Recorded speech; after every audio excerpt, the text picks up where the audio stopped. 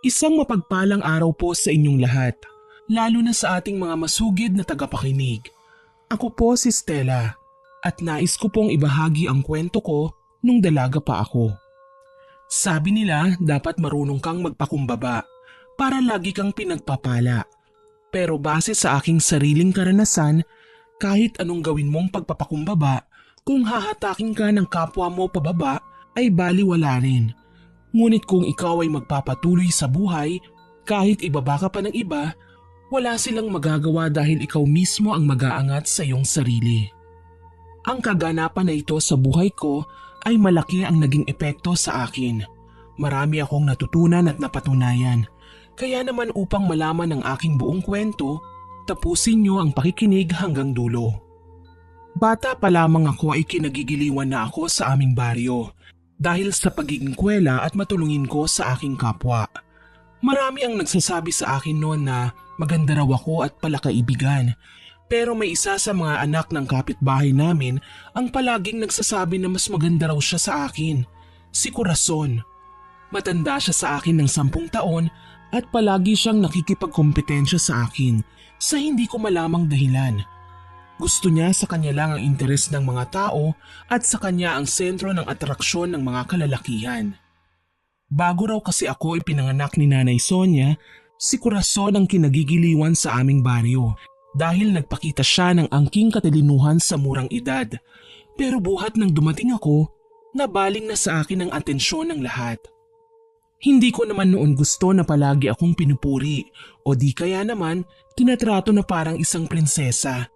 Pero wala akong magawa kasi yun ang trato sa akin ng mga kabaryo namin.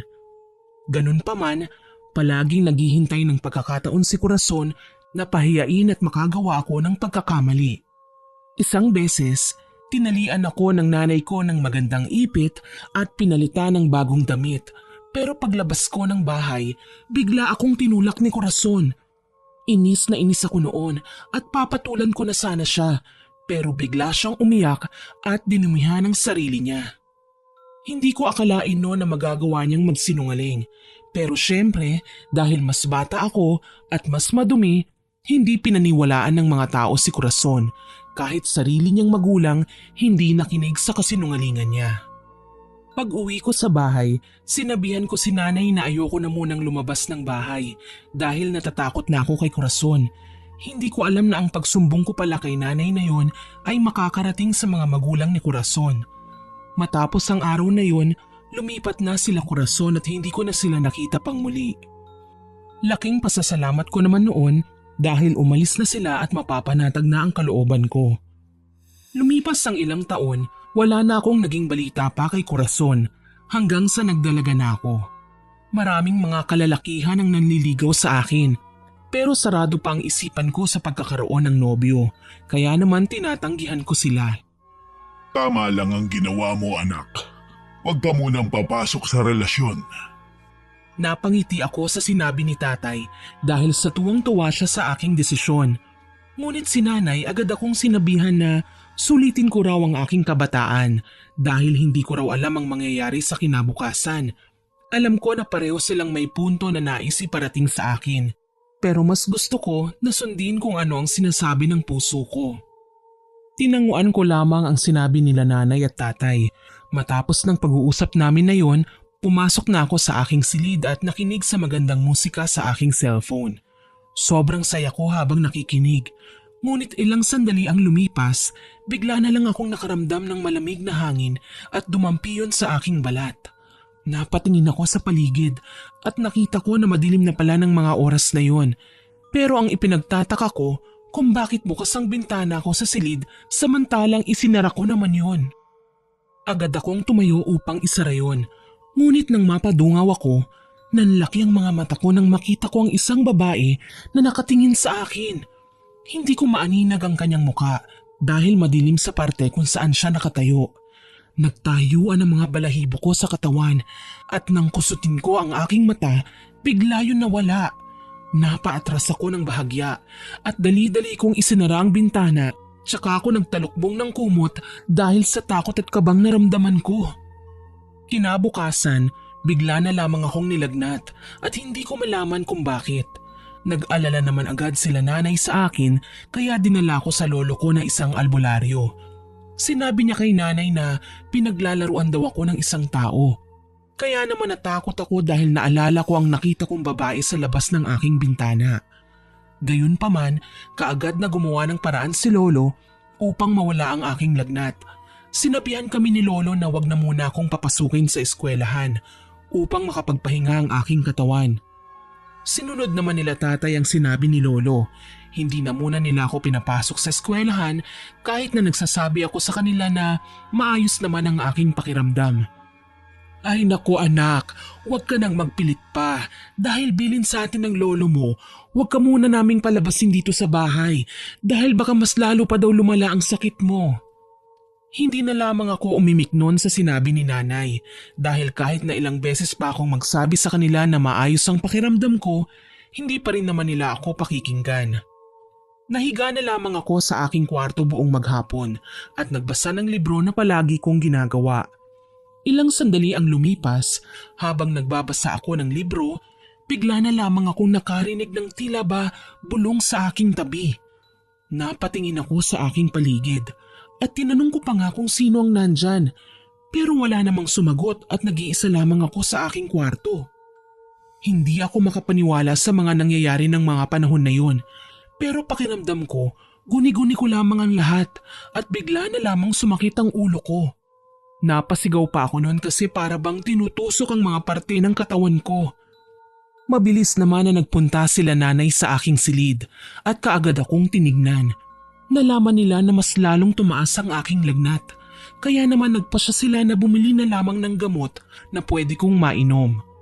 Dahil sa sobrang sama ng nararamdaman ko ay kaagad akong nakatulog. Kinabukasan, laking gulat nila nanay kasi bigla nilang nawala ang lagnat ko. Kaya naman nagpasya sila na papasukin na ako sa eskwelahan dahil iniiyakan ko na rin naman sila talaga noon. Ako kasi yung tipo ng estudyante na ayokong lumiliban sa klase, lalo na at ako ang nangunguna sa aming mga mag-aaral.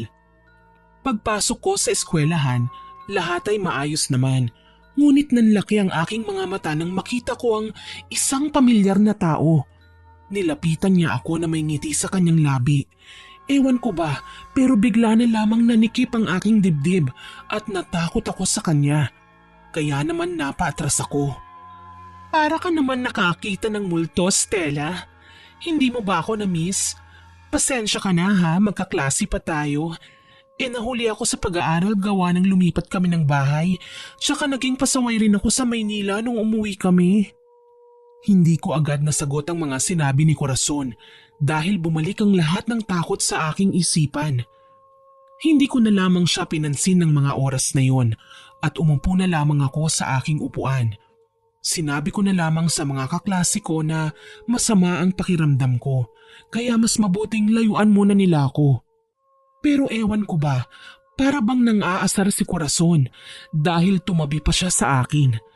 Gusto ko siyang sabihan na lumipat na lamang at ayoko siyang katabi, pero parang nakakabastos naman kung sasabihin ko sa kanyang mga bagay na yon, hindi ba? Lalo na at kababalik pa lamang niya sa aming baryo. Upang hindi ko maramdaman ang kanyang presensya, itinuon ko na lamang ang aking atensyon sa aming guro na nagtuturo sa amin. Halos araw-araw lagi kong nakikita si Corazon, pero wala naman siyang ginagawang masama sa akin. At naisip ko noon na maaaring nagbago na siya buhat nang umalis sila sa probinsya.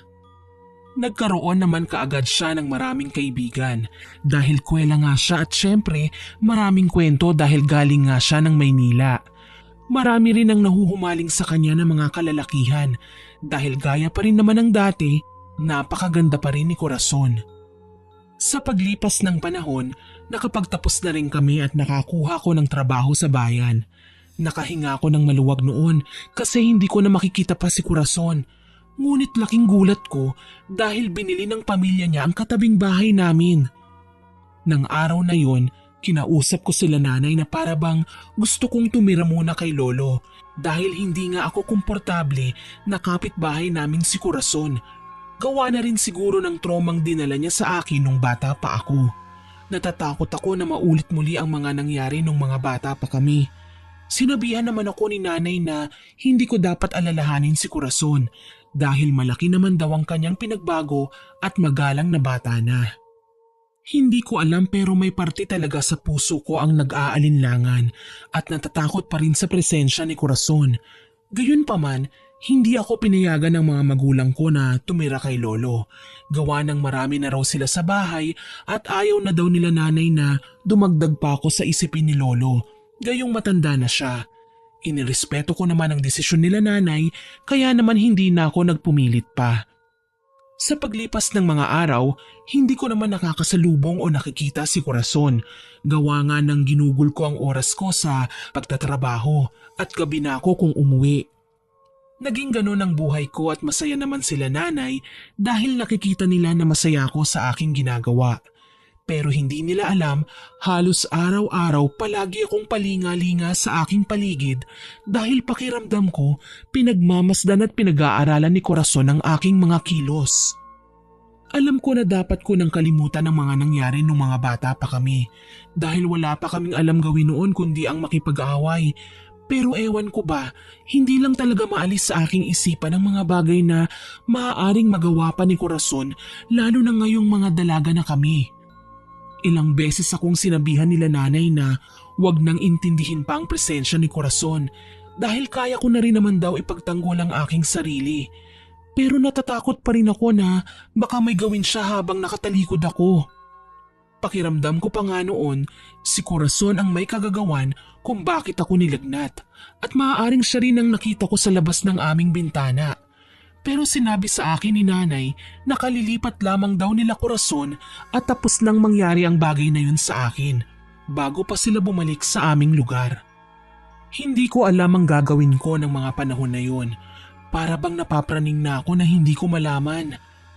Hanggang sa nakilala ko si Joshua. Naging kaibigan ko siya at palagi kong ikinukwento sa kanya ang mga ginawa sa akin ni Corazon noon. At pinayuhan niya ako na harapin ko kung ano ang aking kinatatakutan. Hindi ko raw dapat tinataguan at tinatakbuhan si Corazon dahil mas lalo lamang daw niya akong tatakutin kapag nalaman na nangangamba ako sa kanyang presensya. Naisip ko noon na tama si Joshua sa kanyang mga sinabi.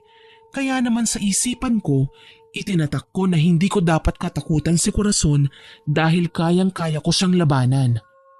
Naging sandalan ko noon si Joshua at palagi kaming magkasama.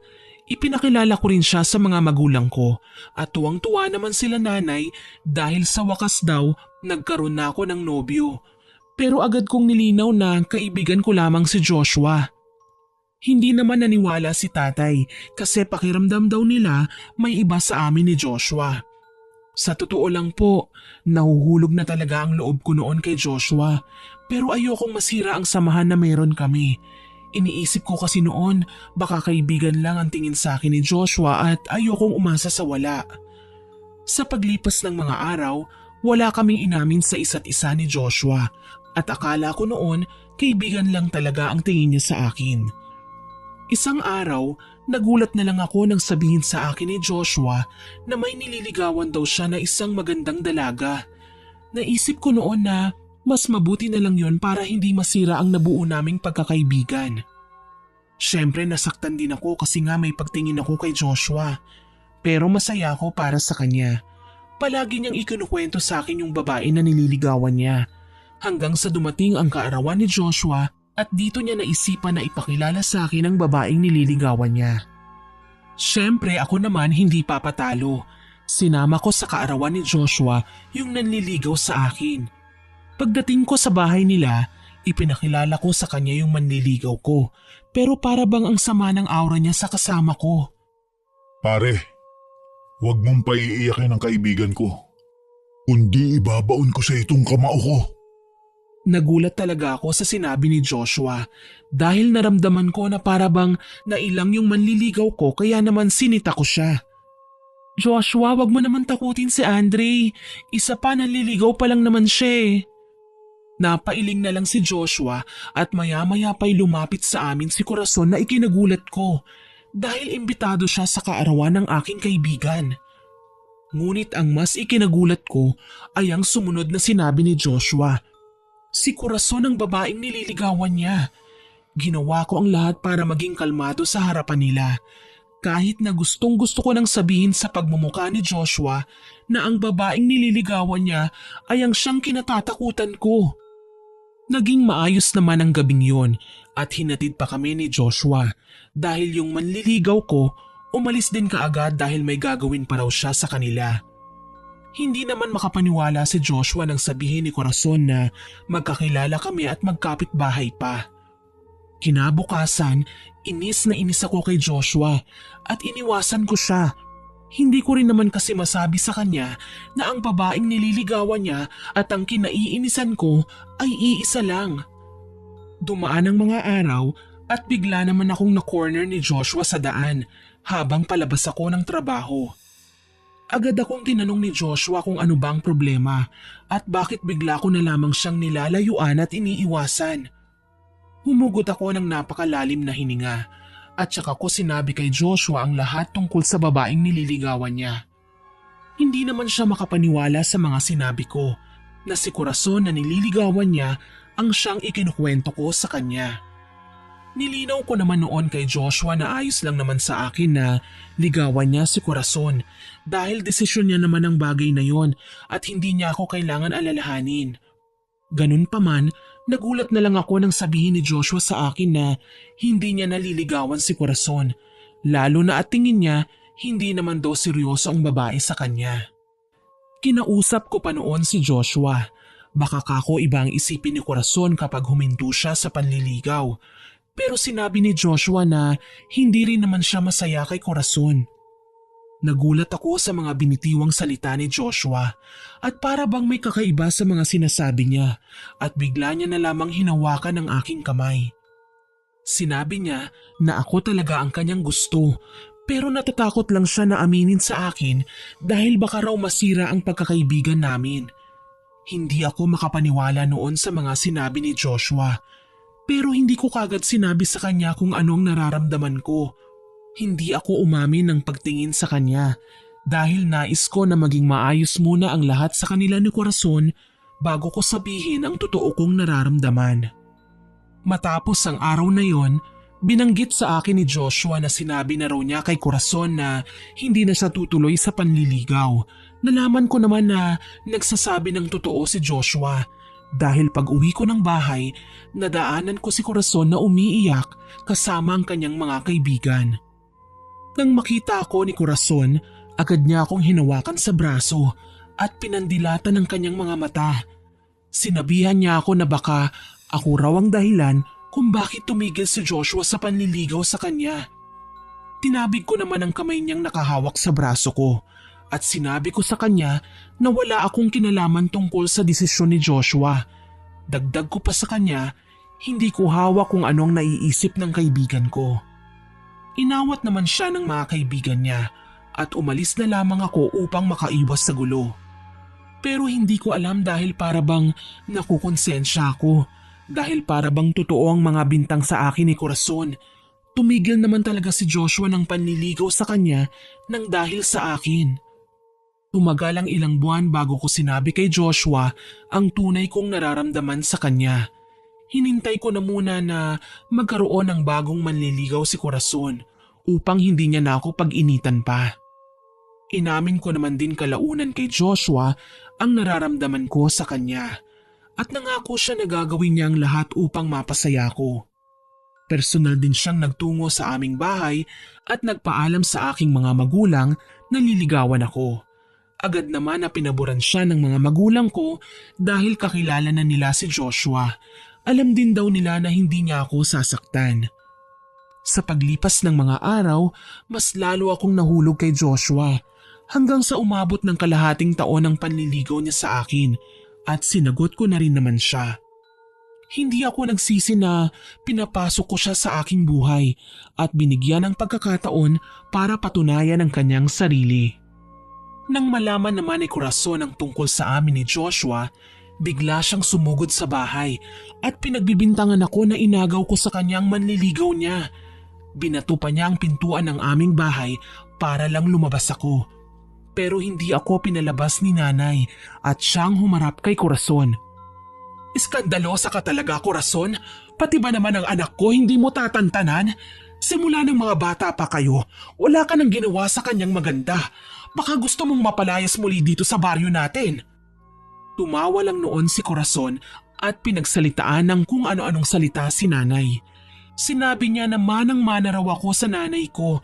Parehas daw kaming mga agaw at hindi ko alam kung saan niya nakuha ang kwentong yun. Lumabas naman si tatay at sinabihan si Corazon na kapag hindi siya lumaya sa bahay namin ay ipadadampot siya sa pulis. Narinig naman ng mga magulang ni Corazon ang mga argumento at agad na humingi sila ng tawad kina nanay at tatay at pinauwi na nila si Corazon. Nang umalis na nga sila, kaagad akong pinuntahan nila nanay sa aking kwarto at tinanong nila kung ano nga ba ang sinasabi ni Corazon at mga binibintang sa akin. Dito ko ikinuwento kay nanay ang lahat na dating nililigawan ni Joshua si Corazon, ngunit hindi niya na itinuloy dahil ako ang totoong mahal ni Joshua. Naging malinaw naman ang lahat sa mga magulang ko at sinabi nila na wala daw akong dapat na ikatakot dahil wala naman daw akong ginagawang masama kay Corazon. Subukan niya lang daw nasaktan ako at sila mismo ang sisingil sa kasalanan ni Corazon. Laking pasasalamat ko noon dahil nasa tabi ko ang mga magulang ko at hindi nila ako pinababayaan. Sa paglipas ng mga araw, hindi ko naman nakita si Corazon at napanatag naman ang aking puso. Umabot ng ilang buwan at naging masaya kami ni Joshua sa aming relasyon. Hanggang isang araw, bigla na lamang pumunta sa bahay namin si Corazon at may dala siyang bulaklak at pagkain na siya raw mismo ang nagluto. Sinabi niya sa akin na humihingi siya ng tawad sa lahat ng kasalanang nagawa niya sa akin at kung maaari daw ba na patawarin ko siya. Pinapasok naman siya ng mga magulang ko dahil nakita nila ang sinseridad sa mga mata ni Corazon. Tinanggap ko naman ang paghingi ng tawad ni Corazon at sinabi ko sa kanya na kalimutan na lamang namin ang mga nangyari. Sabi ko sa kanya, mas mabuti na lamang na nangyari ang mga bagay na yun dahil natuto kami. Ang mahalaga, nalaman niya ang kanyang mga pagkakamali. Matapos ang araw na yon, palagi nang pumupunta sa bahay namin si Corazon. Minsan ay naiilang pa rin ako sa kanya. Pero nakikita ko naman na nagbago na siya. Kaya naman binigyan ko siya ng ikalawang pagkakataon upang patunayan ang kanyang sarili na hindi na siya katulad ng dati. Nakikipagkwentuhan siya sa akin at nagdadala pa ng kung ano-anong pagkain na siya mismo daw ang nagluto. Masarap naman ang mga luto ni Corazon at kalaunan para bang naging malapit na kami sa isa't isa at itinuring ko na rin siya na para kong ate. Yung tipong para bang nagkaroon ako ng kapatid na mas matanda sa akin na noon pa man ay hinihiling ko. Pero hindi naman mangyayari yon dahil nag-iisang anak lamang ako. Sa paglipas ng mga araw, unti-unti kaming naging malapit ni Corazon. Ngunit napalayo naman ang loob ko kay Joshua dahil nahiwalay naman siya sa akin at nalipat ng ibang departamento. Magkaiba na rin ang oras ng pasok namin kaya naman wala na talaga kaming pagkakataon para magkita pa sa trabaho. Nagkakaroon lamang kami ng oras sa isa't isa sa tuwing wala kaming pasok pero naging matibay ang relasyon namin ni Joshua.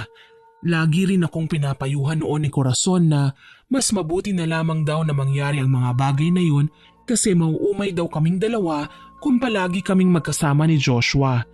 Tinanggap ko ang mga payo sa akin ni Corazon dahil pakiramdam ko nga noon nagkaroon ako ng ate na palaging nandyan at handang makinig sa mga ikukwento ko at hinaing ko sa buhay. Natuwa naman ang mga magulang ko nang makita na nagkakaayos na kaming dalawa ni Corazon at naging magkaibigan na. Sabi pa nga sa amin noon ni nanay na sana daw tuloy-tuloy na maayos ang relasyon naming dalawa at hindi na raw kami mag-away pa. Sinagot naman ni Corazon ang mga sinabi ni nanay noon at ang sagot niya, hindi na raw kami bata para mag-away pa. Mga paslit lamang daw ang nagtatalo at itinuturing niya na raw akong nakababata niyang kapatid. Sobrang saya ko noon kasi yung takot sa puso ko nawala na. Hanggang isang araw, kinausap ako ni Joshua at sinabi niya na uuwi raw muna siya sa probinsya ng kanyang pamilya. At pansamantala na doon daw muna sila manunuluyan dahil nagkaroon ng malubhang karamdaman ng kanyang lolo. Inintindi ko naman ang sitwasyon ni Joshua, lalo na at may pinagdadaanan siya. Nangako kami noon na palaging magsusulatan sa isa't isa at magtatawagan sa tuwing meron kaming oras. Tinupad naman ni Joshua ang kanyang mga pangako nung una, pero kalaunan huminto siya sa pagsusulat sa akin at hindi na ako tinatawagan pa. Sobra akong nasaktan noon kasi akala ko ayos lang kami at matibay ang aming relasyon na para bang walang makakasira. Dinamayan ako noon ni Corazon at sinabi niya na normal lamang daw sa mga magkarelasyon na nagkakaroon ng problema. Yung iba pang araw hindi na nagkakabalikan pa. Iniisip ko na lamang noon na baka masyado lang naging abala si Joshua hanggang sa bumalik siya sa aming lugar at sa trabaho namin.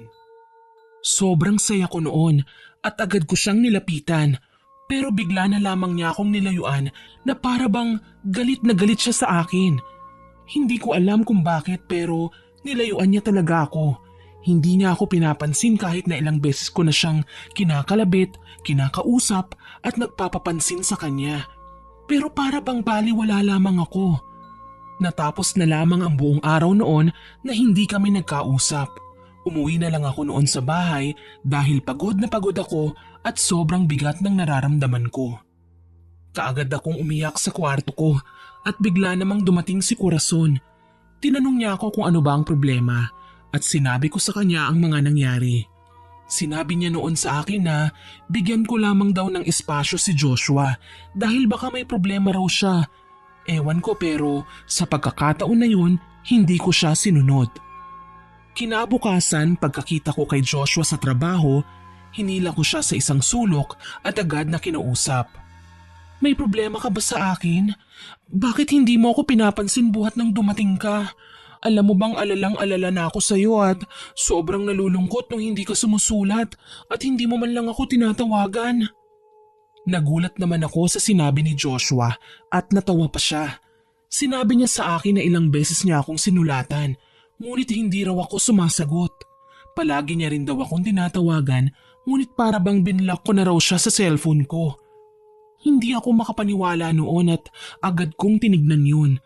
Pero wala naman akong natanggap na tawag niya. Ipinakita naman sa akin ni Joshua ang history ng kanyang pagtawag sa akin. At napakarami nga noon. Hindi ko rin daw tinatanggap ang mga sulat niya. Kaya naman bumabalik sa kanya ang mga yon at ipinakita niya rin yon sa akin. Naguluhan ako noon kasi wala talagang nakarating sa akin. At sinabi sa akin ni Joshua na nagdadahilan lamang daw ako. At maaaring nakakita na raw ako ng ibang lalaki nung mga panahon na wala siya at baka raw naghiwalay na raw kami kaya ako bumabalik sa kanya. Nagulat ako sa mga paratang sa akin ni Joshua at sinabi ko sa kanya na hindi ako ganoong klaseng babae.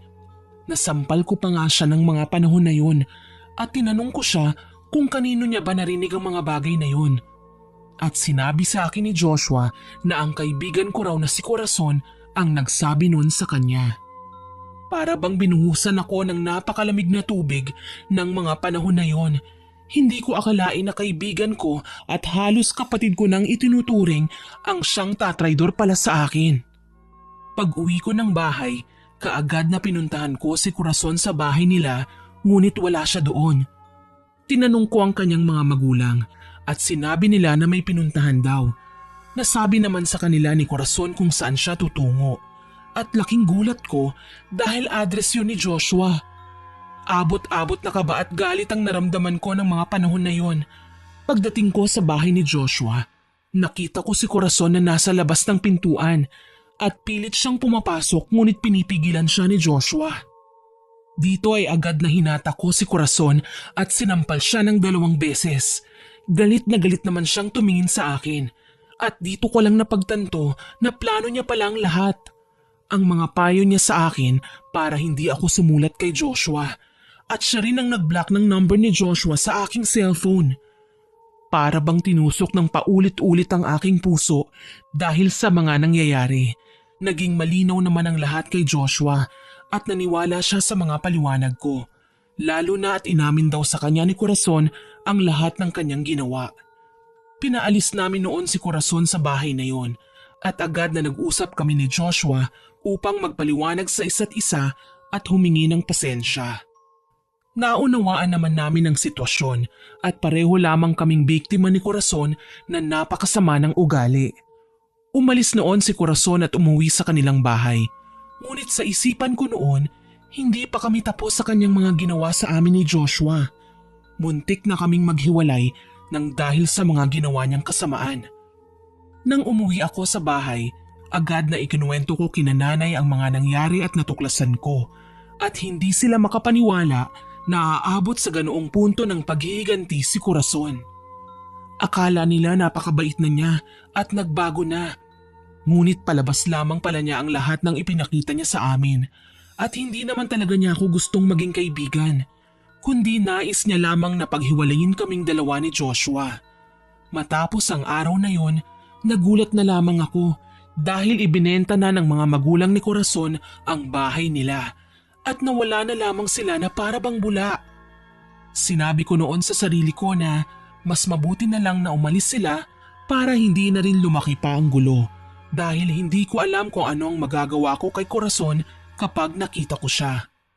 Sa paglipas ng mga araw at dahil marami ang nangyaring hindi namin inaasahan, napagpasyahan ng mga magulang ko na magbakasyon na muna kami sa bahay ni Lolo. Labis ang saya ko noon kasi miss na miss ko na talaga si Lolo, lalo na yung mga kwento niya tungkol sa mga kababalaghan na meron ng mundo. Mga kwento na tungkol sa mga aswang, mangkukulam at iba't ibang elemento. Pagdating namin sa bahay ni Lolo, agad na nagmano ko sa kanya at ikinuwento ang mga nangyari sa akin. Hinawakan naman ni Lolo ang kamay ko at tiningnan niya ang aking palad tsaka siya pumikit.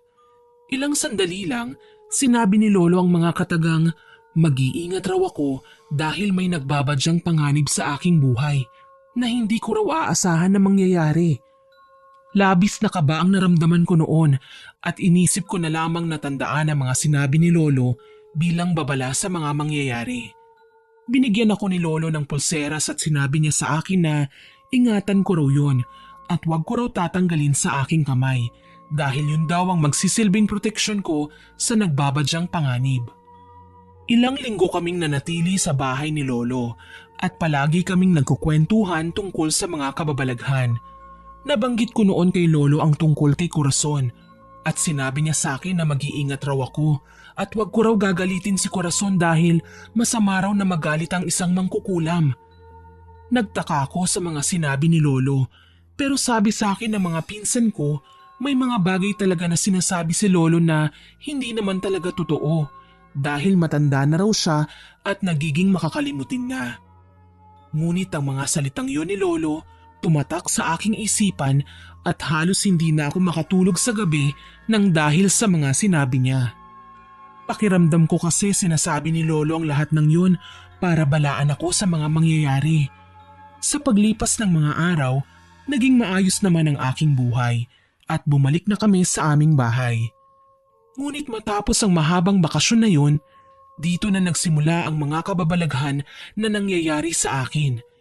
Isang araw, nagkayayaan ang aming mga katrabaho at niyaya kami na maglibang dahil masyado kaming tutok sa trabaho. Sumama naman kami ni Joshua dahil parehas naman kaming libre ng araw na yun at sinabi namin na oras na rin yun para makasama namin ang isa't isa. Habang nagiinuman at nagkukwentuhan, bigla na lang akong nakaramdam ng sakit sa tiyan at agad akong sinamahan ni Joshua sa banyo para magsuka. Ilang sandali ang lumipas, bigla na lang sumama ang pakiramdam ko. Kaya naman wala na kaming nagawa pa kundi ang umuwi na lamang. Nanatili pa sa tabi ko si Joshua at kinabukasan na siya umuwi. Gayunpaman, hindi pa rin bumuti ang aking pakiramdam.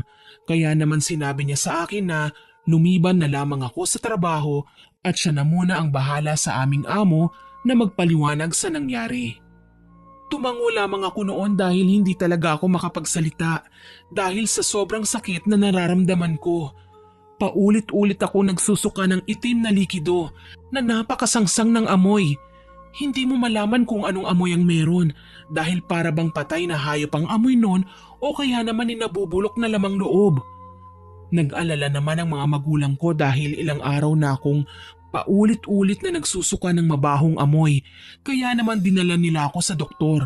Ngunit mas lalong lumubha ang aking pakiramdam. Kung dati ay puro itim na likido lamang ang sinusuka ko, buhat nang dalhin ako sa ospital, ngayon ay may kasama na yung mga kanin at bulati na hindi ko malaman kung saan galing dahil hindi naman ako makakain ng maayos. Sinuri naman ako ng mga doktor, ngunit wala silang nakita na kahit na anong mali sa mga pagsusuri sa akin. Sobrang hirap na ako noon at napadasal na ako sa Panginoon. Ngunit habang nananalangin ako, napansin ko na wala na pala ang pulseras na ibinigay sa akin ni Lolo. Takot na takot ako noon kasi baka yun ang umpisa ng sinasabi ni Lolo na mangyayari sa akin na hindi ko inaasahan. Pero sadyang malapit yata ako sa Diyos at pinakinggan niya ang mga panalangin ko. Kinalaunan, gumaling din ako at nakauwi kami sa bahay. Agad kong hinanap ang pulseras na binigay ni Lolo sa akin, ngunit hindi ko na yun nakita. Hindi naman kami makauwi sa probinsya dahil sabi ni nanay may bagyo raw na parating. Kaya hindi na muna kami umuwi at baka maaksidente lamang kami papunta sa bahay nila Lolo. Bumalik na ako noon sa trabaho at laking pasalamat ni Joshua dahil mabuti na ang pakiramdam ko. Unti-unting naging maayos ang aking kalusugan at nakahinga na ng maluwag ang mga magulang ko. Isang gabi, hinatid ako ni Joshua sa bahay at agad akong umakyat sa kwarto ko upang magpahinga na. At sinarado ko ang pintuan ng aking kwarto pati na rin ang bintana. Dahil sa sobrang pagod, kaagad akong nakatulog. Ngunit ilang oras ang lumipas, bigla ko na lamang naramdaman na parabang may humila sa aking kumot. Nakaramdam din ako ng napakalamig na simoy ng hangin na siyang dahilan kaya nagising ako. Agad na tumayo ako at nakita ko yung kumot na nasa pintuan at bukas yun. Dahan-dahan akong bumaba at dinampot ang kumot ko. Isasara ko na sana ang pintuan nang bigla na lamang may humawak sa aking kamay na may napakatulis na kuko at nasugatan ako sa aking braso. Sobrang kaba ang naramdaman ko at napatayo ako. Tsaka ko lamang napagtanto na panaginip lamang ang lahat. Pero ang ipinagtataka ko, nang gumising ako, bukas ang pintuan ng aking kwarto, maging ang bintana na sinarado ko naman bago ko natulog. Dahan-dahan kong sinara ang pinto, maging ang bintana. Ngunit pagdungaw ko sa bintana, nakita ko ang isang babae na nakatayo sa labas. Nakatingin ito sa direksyon ko, ngunit hindi ko makita ang kanyang muka dahil napakadilim. Muli kong naalala ang nangyari sa akin nung medyo bata-bata pa ako. Nagtayuan ang balahibo ko sa kamay at braso, pero hindi ako nagpahalata na natatakot ako at sinigawan ko ang babae. Pero bigla na lamang siyang nawala na para bang bula. Akala ko noon namamalikmata lang ako dahil naalimpungatan ako, kaya isinarado ko na lamang ang bintana. Ngunit ng mga sumunod na gabi, patuloy kong nakikita ang babae at palagi akong nananaginip ng masama. Minsan pa nga, nagising ako na maraming kalmot sa katawan ko na hindi ko malaman kung saan nga ba nanggaling. Dahil sa mga nangyaring kakaiba sa akin, sinabi ko sa mga magulang ko na lagyan ng ilaw ang labas ng bahay namin upang maaninag ko kung sino ang nasa labas kapag meron akong nakita. Hindi ko na binanggit pa sa mga magulang ko ang tungkol sa mga nakikita ko tuwing gabi at mga napapanaginipan ko dahil ayoko nang mag-alala pa sila sa akin. Matapos ang araw na yon, sunod-sunod ang mga bangungot na nangyari sa akin at halos hindi na ako makahinga sa tuwing gigising ako. Naririnig naman nila nanay ang mga daing ko at kinabukasan, kinausap nga nila ako. Sinabi nila sa akin na hindi daw maganda ang nangyayari, kaya naman muli akong nagpatingin sa doktor at niresetahan ako ng mga gamot. Pero ang mga binigay ng doktor na medisina hindi tumalab sa nararanasan ko. Patuloy pa rin akong binabangungot at palagi kong nakikita sa panaginip ko ang kamay na may mahahabang kuko at gusto niya akong sakalin. Ngunit hindi siya makalapit sa akin na para bang may pumipigil sa kanya. Nang dahil sa mga nangyari, hindi ako gaanong makatulog sa gabi at palagi na lamang akong aligaga. Pero pumapasok pa rin ako sa trabaho at hindi ko pinapahalata kay Joshua ang lahat ng pinagdadaanan ko. Pinakita ko rin noon sa mga magulang ko na mabuti na ang aking kalagayan, pero sa tuwing sasapit ang gabi, hindi ako nakakatulog. Sa paglipas ng mga araw nang dahil sa aking ginagawa, tinubuan ako ng napakaraming tigyawat sa aking muka. Nung una, isang piraso lamang yun at agad ko naman yun na pinisat, pero hindi pa rin natanggal kaya hinayaan ko na lamang. Lumipas ang mga araw, lalong dumami ang mga tigyawat ko at napansin na yun ng mga katrabaho at kaibigan ko. Lalo na si Joshua. Umabot pa nga sa puntong napuno na ng tigyawat ang buong mukha ko at sobrang nahihiya ako noon na magpakita sa mga tao. Kahit na lumabas lang sa aming bahay ay hindi ko na magawa. Labis na nag-alala si nanay. Pero sinabi ko noon sa kanila na mawawala rin naman ang mga yun kapag nakapagpahinga na ako at nakatulog ng maayos. Para hindi ako mangamba, lagi akong sinasamahan nila nanay na matulog sa aking kwarto. At minsan sa bahay na rin natutulog si Joshua para naman meron akong katabi. Naging maayos naman ang tulog ko dahil pakiramdam ko ligtas ako noon at palagi akong tumitingin sa bintana sa tuwing bago ako matulog. Pero palaging sinisiguro sa akin ng mga magulang ko at maging si Joshua na ligtas ako sa tabi nila. Gayunpaman, kahit na maayos na akong nakakatulog, hindi pa rin natanggal ang mga tigyawat sa aking muka. Binigyan ako ng doktor ng alternatibong panlagay sa mga tagyawat ko upang mawala na ang mga ito. Pero mas lalo lamang lumala. Sobrang lala ang nangyari sa pagmumukha ko noon. Bukod kasi sa tinubuan ng tigyawat ang mukha ko, nagnanana pa yun at napakalalaki. Hindi ko na alam ang gagawin ko noon dahil wala na akong alam tungkol sa mga nilalagay sa mukha. Kasi nga simple lamang ako. Hindi nga ako naglalagay ng kahit na anong kolorete o kaya naman skincare na tinatawag nila. Gusto ko kasing natural lamang at walang nilalagay na kung ano-ano. Wala naman kasi akong kaarte-arte sa katawan Dumaan ang mga araw, lalong lumubha ang mga tagyawat ko. At sa tuwing pinipisat ko ang mga ito ay nagkakaroon ng malalalim na sugat dahilan para magkaroon ng peklat. Yung iba pa nga, halos parang nawawakwak na sa tuwing pinuputok ko at para bang ang mukha ko noon ay bangkay na naaagnas na nagkaroon ng maraming tigyawat. Pati sa buong katawan ko noon nagkaroon ng maraming tigyawat. Hindi ko alam kung anong nangyayari sa akin at isa lang ang alam ko noon, ang lumapit kay Lolo. Ngunit kasagsagan naman ng bagyo noon at sunod-sunod pa. Tiniis ko na lang na hindi lumabas ng bahay ng ilang buwan nang dahil sa kondisyon ko. Kahit mga doktor kasi hindi na rin alam ang gagawin at ibibigay sa akin na gamot dahil lahat ng nirekomenda nila mas lalo lamang nakakasama.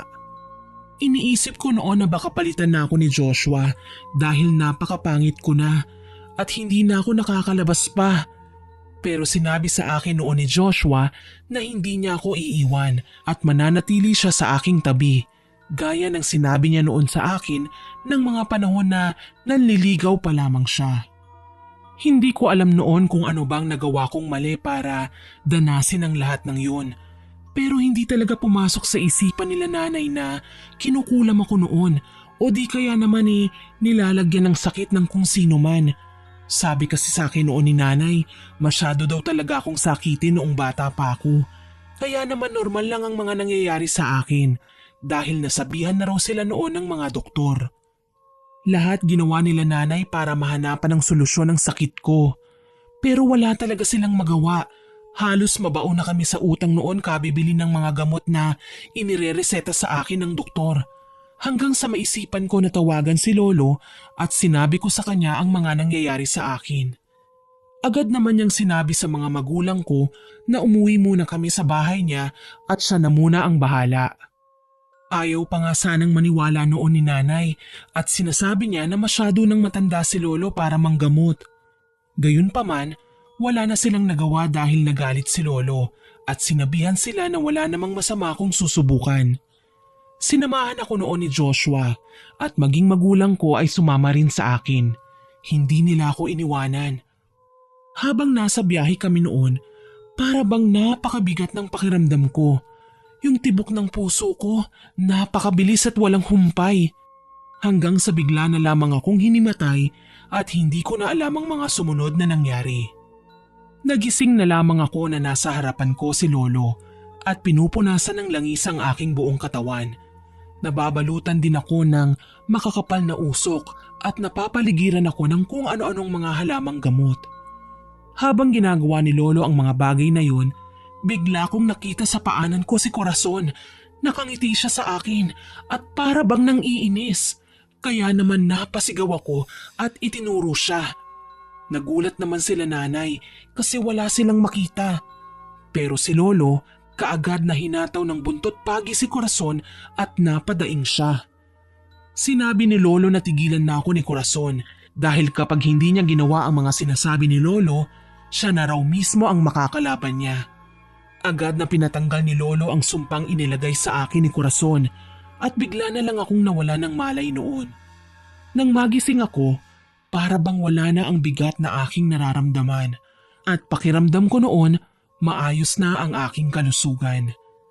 Sinabi sa amin noon ni Lolo na kinukulam daw ako ni Corazon at napakalaki daw ng galit niya sa akin. Hindi raw matatahimik si Corazon kaya naman sinabi sa akin ni Lolo na manatili pa kami sa probinsya ng ilang linggo dahil hindi pa daw tapos ang laban niya kay Corazon. Dahil sa sinabi ni Lolo, nanatili pa kami nila nanay at ni Joshua sa bahay ni Lolo. Nagpatuloy siya sa panggagamot sa akin at palagi akong pinaliligo ng maligamgam na tubig na may mga halamang gamot at langis na siya mismo ang gumawa para sa akin. Nawala ang mga tigyawat ko sa aking katawan noon pero yung mga tumubo sa mukha ko ay hindi pa rin nawala. Nagpasalamat sila nanay noon kay Lolo at sinabi na humihingi sila ng tawad dahil hindi agad sila nakinig kay Lolo. Naunawaan naman ni Lolo ang pakiramdam nila nanay kaya naman sinabi niya na walang dapat ihingi ng tawad dahil pare-pareho lamang daw na gusto nilang gumaling ako.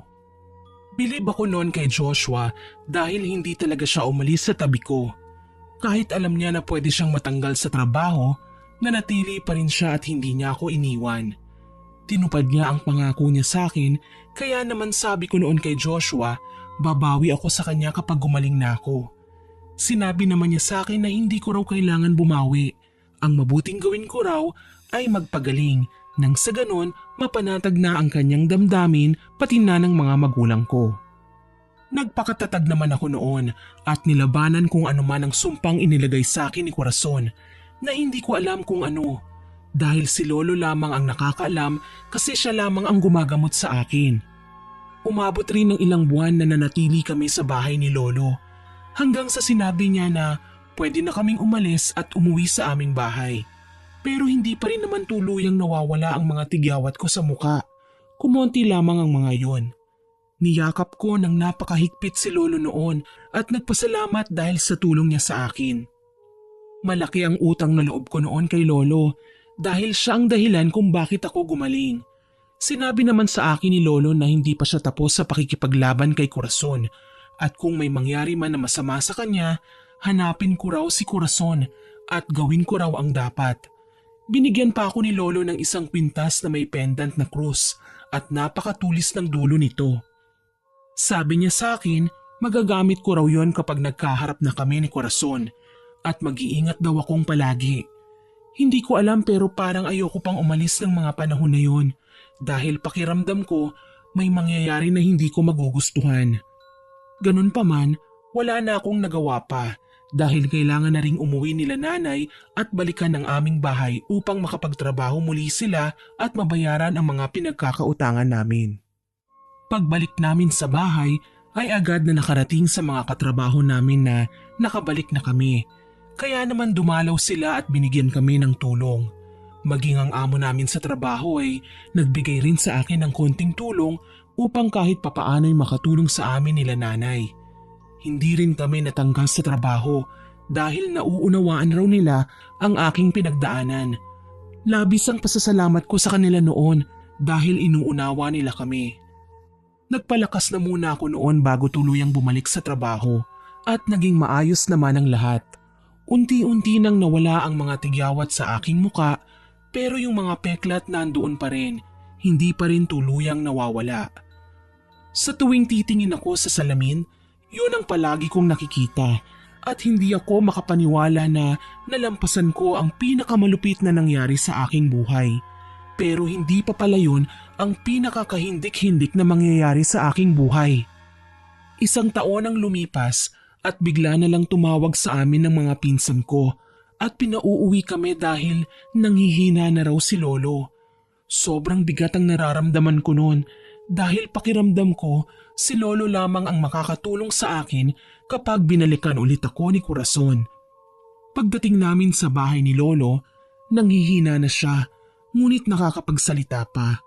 Kinausap niya ako ng masinsinan at binigay sa akin ng isang libro. Sinabi niya sa akin na subukan ko raw basahin ang mga nakasulat doon at maaaring makatulong daw sa akin at magamit ko sa hinaharap. Binalaan pa ako ni Lolo na hindi pa tapos maningil si Corazon at nais niya daw talaga na mapatay ako at mapaghiwalay kaming dalawa ni Joshua.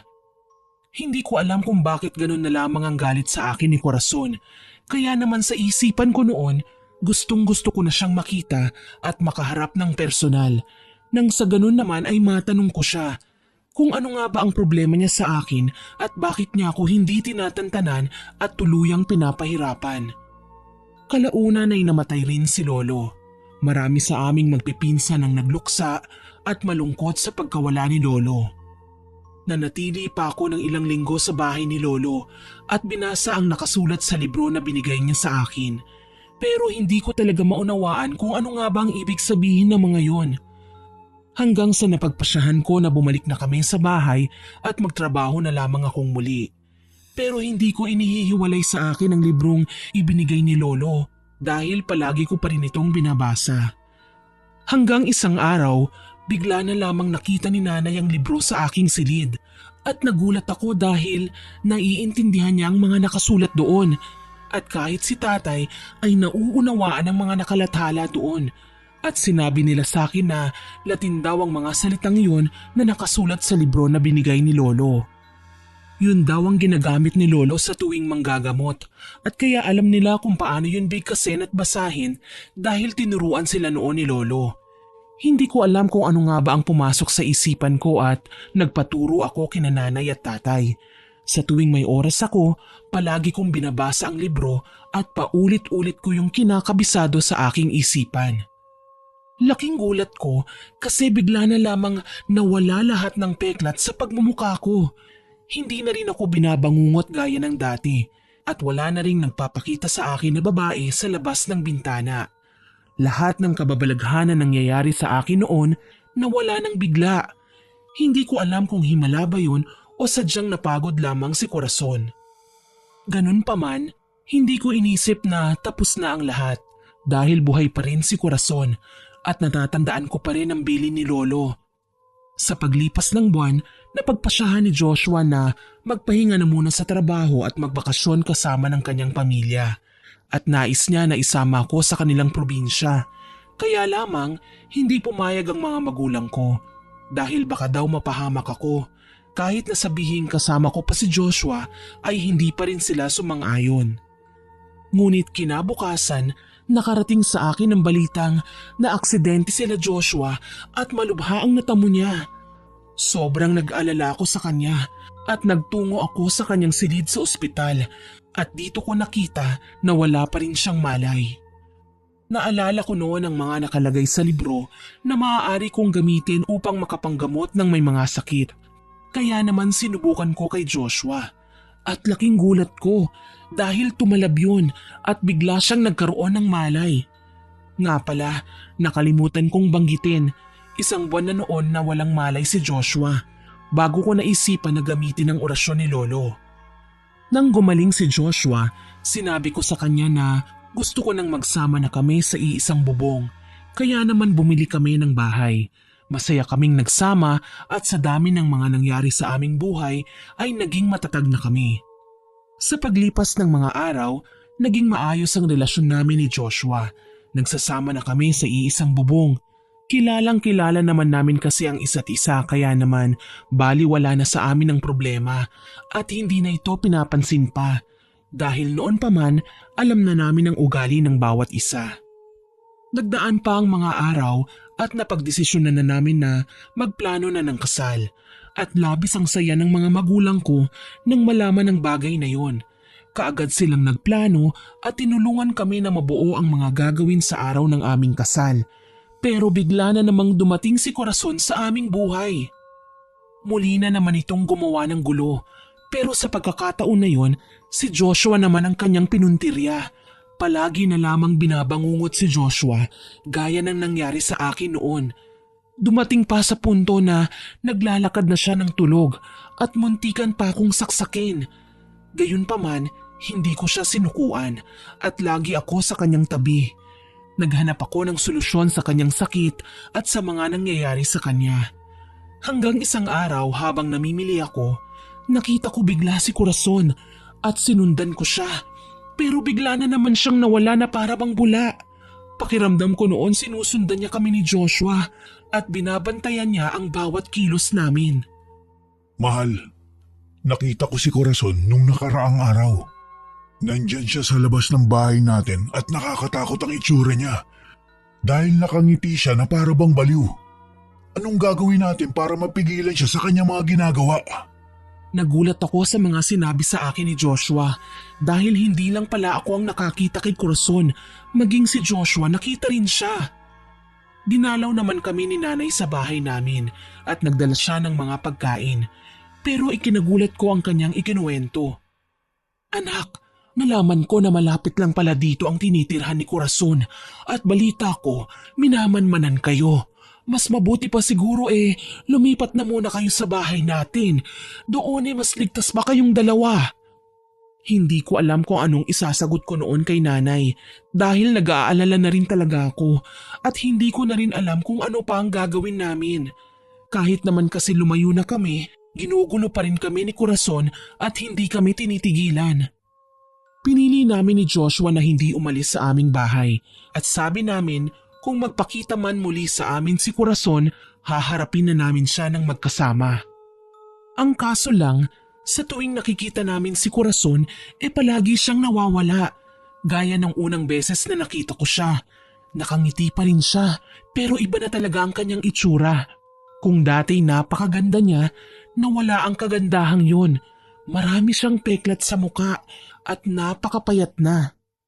Sa pagdaan ng mga araw, inisip namin na baka titigil na rin si Corazon dahil ilang araw na rin naman na hindi namin siya nakikita. Isang gabi, habang mahimbing na natutulog, bigla na lamang nakaramdam kami ng malakas na kalabog mula sa bintana at nang magising kaming dalawa ni Joshua, nakita naming nabasag na ang salamin ng bintana at nang silipin namin yun, nakita namin si Corazon na nakangiti sa amin at nakatitig.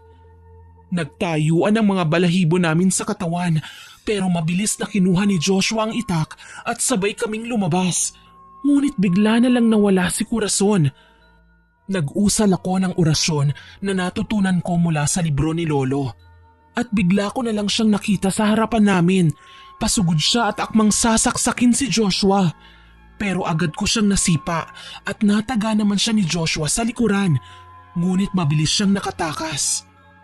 Siguro naman magtatanda na siya sa mga nagawa natin sa kanya at maiisipan niya na hindi tayo natatakot sa mga gagawin niya. Napabuntong hininga na lamang kami noon ni Joshua. Tumawag ako kina nanay upang magpasundo. Hindi na kasi kami ligtas sa bahay dahil alam na ni Corazon yun.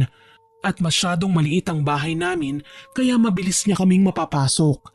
Hindi katulad sa bahay nila nanay na may kalakihan at hindi ka kaagad makakapasok. Lalo na't dikit-dikit pa ang mga bahay doon at maaari siyang kuyugin ng mga tao kapag nagkamali siyang pumasok.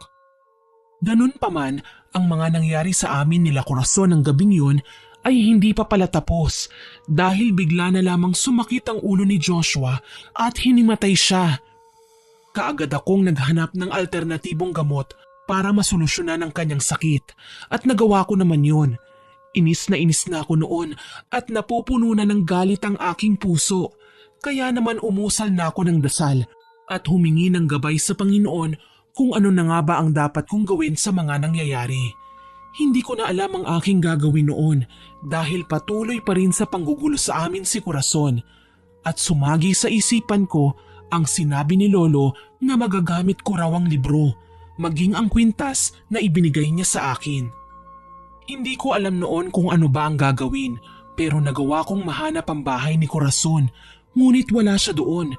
Sinabi sa amin ng may-ari ng tinutuluyan niya na matagal na raw siyang umalis na ikinagulat ko naman dahil ilang araw pa lang nung huli ko siyang makita sa bahay namin. Sa paglipas ng mga araw habang nagpapagaling si Joshua, naghahanap naman ako ng paraan upang mapigilan si Corazon sa kasamaan na kanyang ginagawa. Paulit-ulit lang kasi ang mga nangyayari eh. Kahit na lumayo at humanap ako ng paraan para gumaling ang aming mga nararamdamang kakaibang galing kay Corazon, hindi pa rin naman natitigil ang lahat hanggat hindi ko siya nakakaharap at nilalabanan. Isang araw, kinausap ako nila tatay at sinabi sa akin na mas mabuti raw na harapin ko na ng personal si Corazon at sasamahan daw nila ako anuman ang mangyari. Laking pasalamat ko noon dahil hindi ako iniwanan ng aking pamilya, lalo na si Joshua. Kahit na pwede niya naman akong hiwalayan nang sa ganun ay hindi na siya madamay pa. Pero mas pinili niya na manatili sa tabi ko sa hirap at ginhawa. Hindi nagtagal at nagawa ko ring mahanap ang bagong tinitirhan ni Corazon at wala na nga akong pinalampas na oras. Mag-isa ko siyang pinuntahan at nakaharap ko siya. Anong ginagawa mo dito sa pamamahay ko? Hindi ka dapat pumunta rito. Kailanman ay hindi kita inimbitahan na pumunta rito sa tahanan ko. Kaagad ko siyang sinagot at tinanong ko kung ano bang gusto niyang mangyari at palagi niya nalang ginugulo ang buhay ko. Ano bang problema mo sa akin ha, babae ka? Hindi pa ba sapat ang ginawa mo sa akin noon na pagpapahirap? Tinubuan ako ng maraming tigyawat sa buong mukha ko at pati na rin sa buong katawan ko. Halos mamatay na ako ng mga panahon na yun. Ano bang ginawa kong pagkakamali sa'yo para pahirapan mo ko ng ganito? Sunod-sunod kong tinanong si Corazon at natahimik naman siya. Ngunit ilang sandali lamang ang lumipas, bigla na lamang siyang humalakhak at hinagis sa akin ang mga gamit na mahawakan niya. Pero mabilis ko namang naiwasan ang mga yun. Galit na sinabi sa akin ni Corazon na simula nang ipinanganak ako ng aking ina, nakuha ko na daw ang atensyon ng lahat na dapat sana ay sa kanya lamang. Doon ko lamang napagtanto na hindi lang pala tungkol kay Joshua ang lahat ng galit sa akin ni Corazon. Dahil simula pa lang nang isilang ako, isinumpa na niya ako. Nakipaglaban ako sa kanya pero mabilis na naman siyang nawala. Narinig ko na lamang ang huling salitang sinabi niya na hindi pa siya tapos sa paniningil dahil naging miserable daw ang kanyang buhay nang dahil sa akin.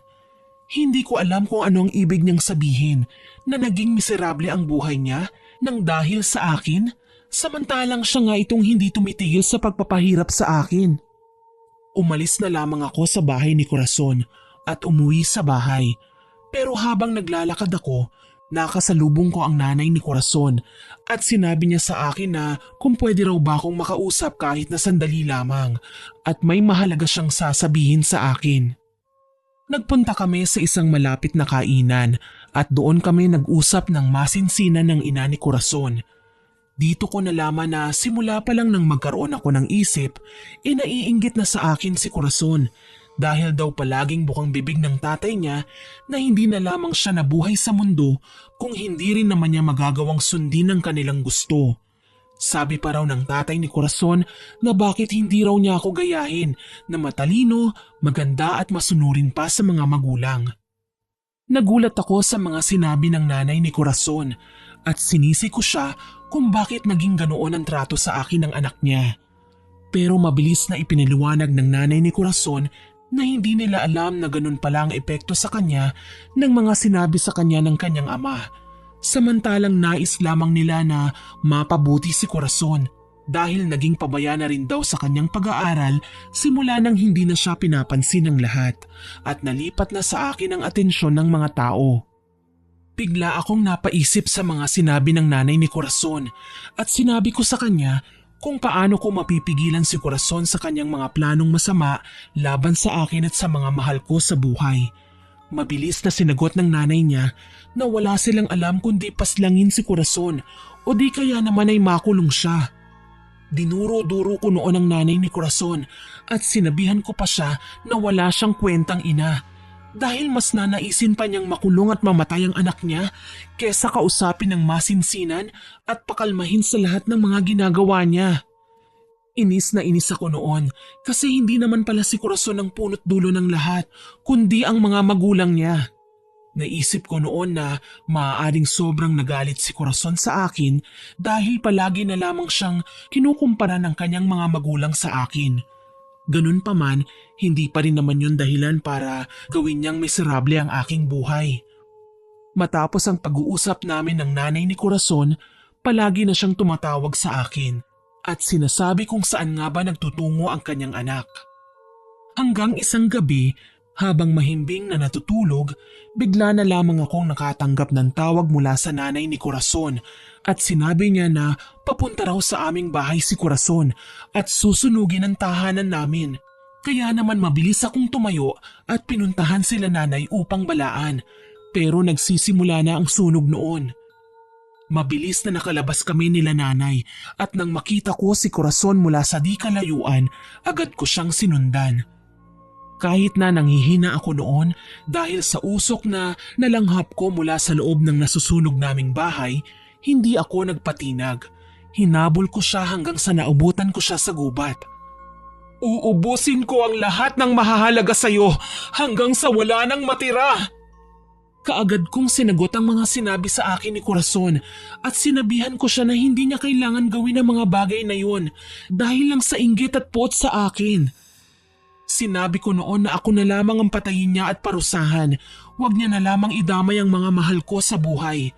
Pero sinabi sa akin ni Corazon na mas masasaktan daw niya ako kapag ang mga mahal ko sa buhay ang naapektuhan. Hindi ako makapaniwala noon sa mga sinabi ni Corazon at bigla na lamang niya akong sinugod. Sinakal niya ako ng napakahigpit at ramdam ko na bumabaon sa leeg ko ang napakatulis niyang kuko. Naalala ko ang panaginip ko dahil sa nangyari. Kitang-kita ko ang galit sa mga mata ni Corazon. Bigla namang dumating si nanay at agad na hinampas ng kahoy si Corazon. Ngunit bigla na lang niyang tinulak ang nanay ko at tumalsik at nawalan ng malay.